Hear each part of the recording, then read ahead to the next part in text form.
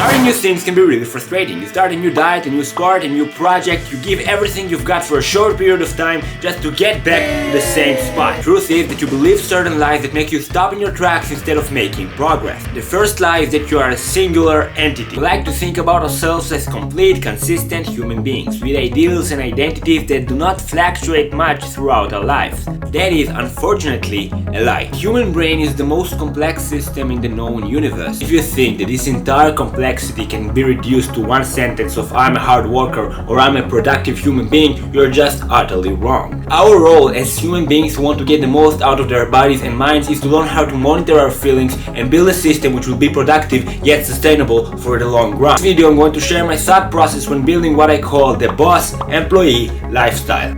What makes a good boss? You make your employees productive and yet you maintain the will of the good employees to keep working for you. And I like to think human beings as having two sides, the boss side and the employee side. The boss side sets the expectations and the employee side which follows orders. Those two sides work together and are supposed to lead us where we want to be at the end of the day.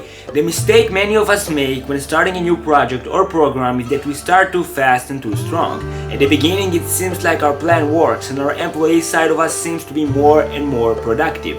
During this time it seems like we live in some kind of bubble. We feel like we figured it all out, we have endless energy and we cannot even imagine a scenario where anything goes wrong.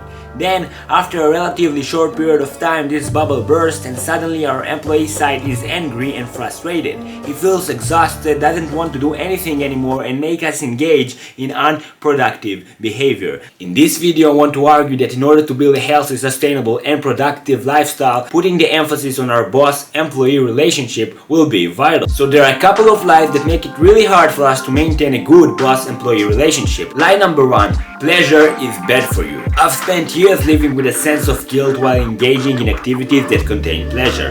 Watching Gary Vee and all those guys make you feel guilty for choosing to spend the weekend on hanging out, going on a trip or just eating a snack. There was a sense of feeling that I'm shooting my own leg and just betraying my purpose. I've stumbled across a phrase that says something I really resonate with, which is: pleasure is not bad for you. Pleasure without pain is bad for you. You as your own boss need to have a set of priorities in life with well-defined daily objectives. You should definitely aim for excellence and you are also responsible for making progress. However, you are also responsible for keeping your employees content in the meantime, so make sure to reward yourself whenever you feel you deserve. However, over-exaggerating with rewards might make the employee side of us more and more spoiled. Make sure to balance out between progress and reward. Lie number two: you have to suffer. The importance of understanding the difference between working hard and suffering cannot be overstated. This notion that one has to suffer to achieve his goals in life is a life lie.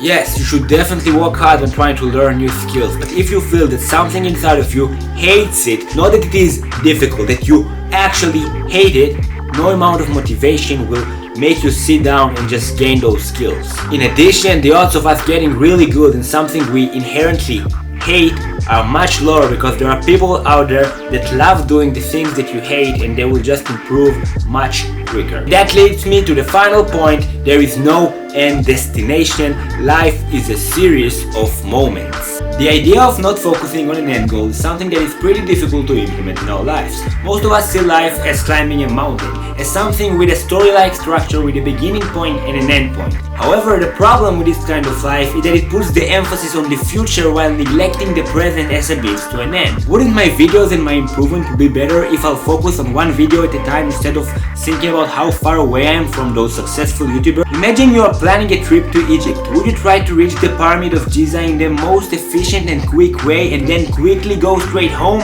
Of course not, because you understand that every moment along the way has significance and not only the final destination.